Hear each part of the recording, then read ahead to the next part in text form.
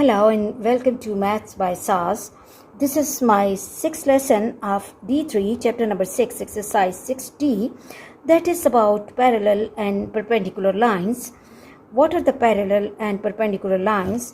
What are the conditions of the gradients for the parallel and perpendicular lines? These are the questions which have to be really clear to all of my students. All those students who are catching us late or they have missed the previous class, for all these people, I'll be giving the link of the basic lesson in the description box so that you can watch and understand those lessons properly, because lessons of mathematics require the continuous integration and practice of the lesson with the new lesson. If the previous lesson is weak, the new lesson will also be affected. So please watch these all conditions properly before moving to this question. In this class, we will be discussing intermediate level question number 9.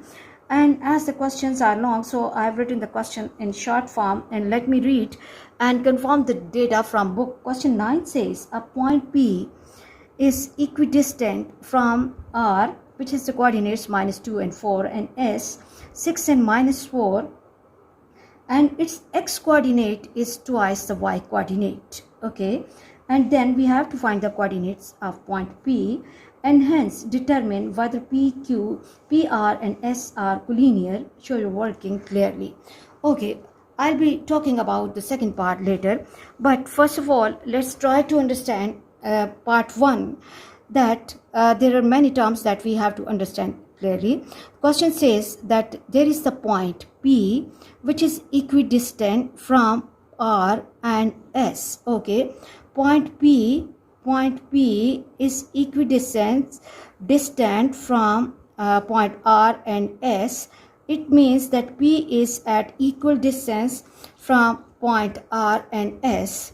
P is at equal distance from point R and point S. Okay, I hope the term distant is complete.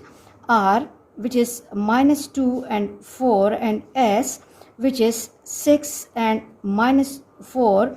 And the second important point is that we have to understand is that the x coordinate is twice the y coordinate. We know that for any point, the coordinates of the point are x and y. In this question, the question says that x coordinate is twice the y coordinate. So if I'm taking y coordinate as it is, then the x is twice, so 2y. I hope you are clear about these two terms. One is the equidistant and the other one is that point, in this point x coordinate is double or twice the y coordinate. And now we have to find the coordinates of P. That means that we have to find the values of x and y. So let's move to the solution of the question, because it's given that P is equidistant from R and S. So what will happen? PR, because P to R distance equals to P to S distance. P is equidistant from R and S, and now we have to apply the distance formula carefully. And distance formula is x2 minus x1 whole square minus 2 minus 2y minus 2 minus 2y whole square, x2 minus x1 whole square plus y2 minus y1 whole square. Okay, and now I have to put the square root symbol. Recall the distance formula from the first exercise. P to S, y x2 minus x1, this is 6 minus 2y whole square plus minus 4 and minus y whole square and under the root. Now what we have to do is the letter that we want to find, that is y, that is under the radical sign. So squaring both sides can give me, or before that we can see that here we have minus sign as a common factor, so I can extract it out, I can pull it out, and 2 plus 2y whole square plus 4 minus y whole square and under the root.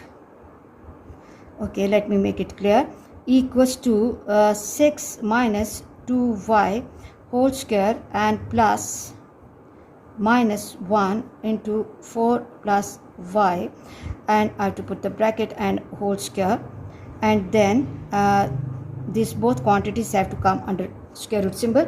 Now squaring both sides will give me, and one more thing please, in the same step, that when I will be applying this power 2 on this minus sign, or this power 2 on this minus sign, this will become positive, and I will have the expression 2 plus 2y whole square plus 4 minus y whole square equals to 6 minus 2y whole square plus 4 plus y whole square. And now I have to apply the perfect square identity with sum in order to, and difference in order to expand these. Okay, and according to that, a square, that is 4 plus 2ab 2 to the 4 to the 8y plus 4y square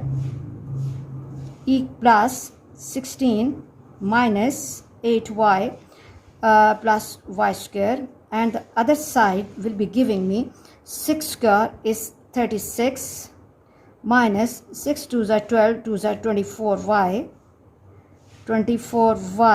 plus 4y square, and then plus I have 4 square is 16 plus 8y plus y square. Now at this stage we have to see if we can simplify and cancel any term, like 8y and 8y can be cancelled. Okay, and on this side I cannot cancel anything here, so my equation will take the form like this, will be going with this, and I will have 4y square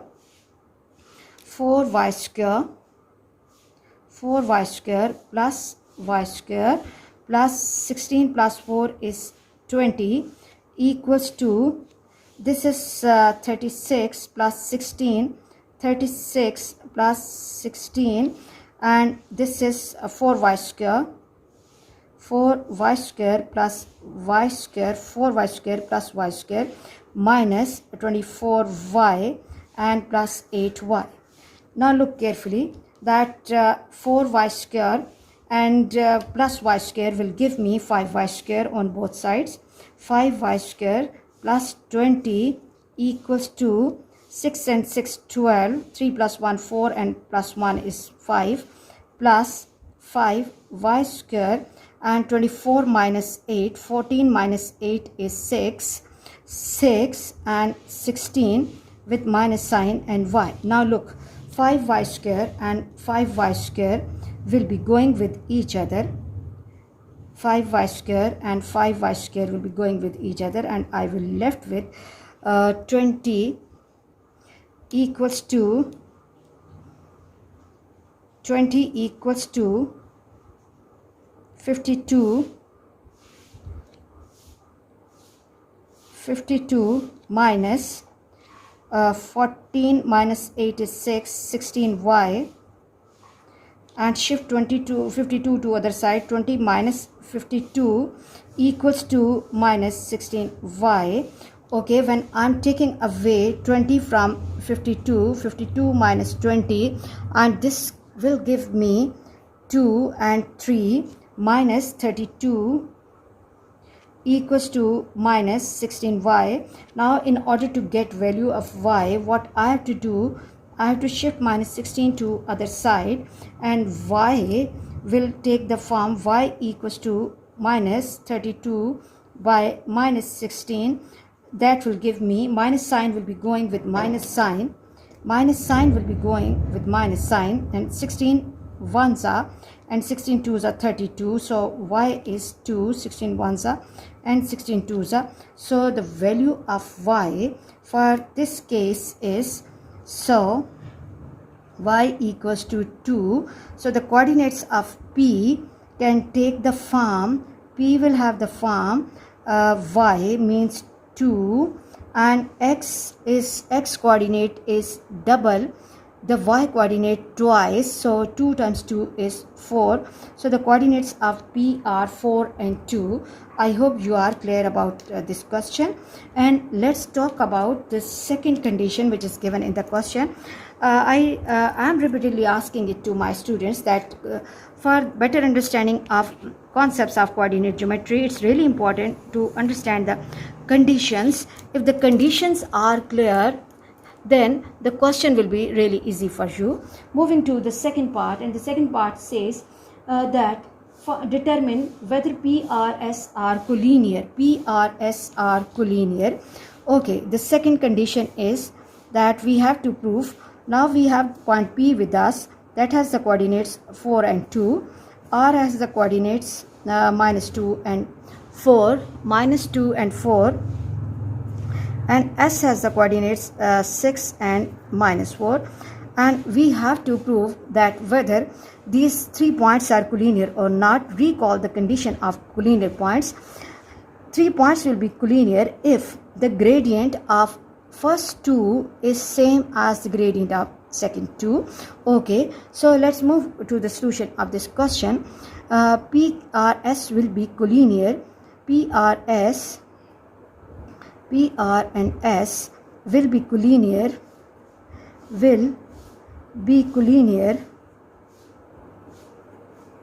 if okay, gradient of PR equals to gradient of RS. Here we have just written that they will be collinear if this is happening. Now what we are going to do is that we have to find the gradient PR. Gradient PR, we know that the formula for the gradient is MPR. Okay, let's revise the formula and write down the formula as well. Y2 minus Y1 upon X2 minus X1. This is the general formula for the gradient, and for PR, Y2 minus Y1, 4 minus 2 upon -2 minus 4, and that can give me 2 upon -6. 2 ones are and 2 3s are, which is equal to -1/3. So gradient of PR is -1/3, and let me block this answer so that we can use it in the later working. Now gradient of RS. Now gradient RS, this time I'm not going to use a formula because I've just written the formula here, R and S. So -4 and Y2 minus Y1, -4 minus 4 upon 6 minus -2, and this will give me -8 upon 6 plus 2, -8 upon 8, which is equal to -1. Okay, and now gradient of RS is equal to -1. Now let me mark it with letter 2 because gradient of PR is not equal to gradient of RS. So points P, R and S are not collinear. I hope you are clear about today's class. For next difficulty level, please catch me in the next class. Watch my lessons, like, share and subscribe the channel, and press bell icon to get the notification of every lesson in time. Thank you very much.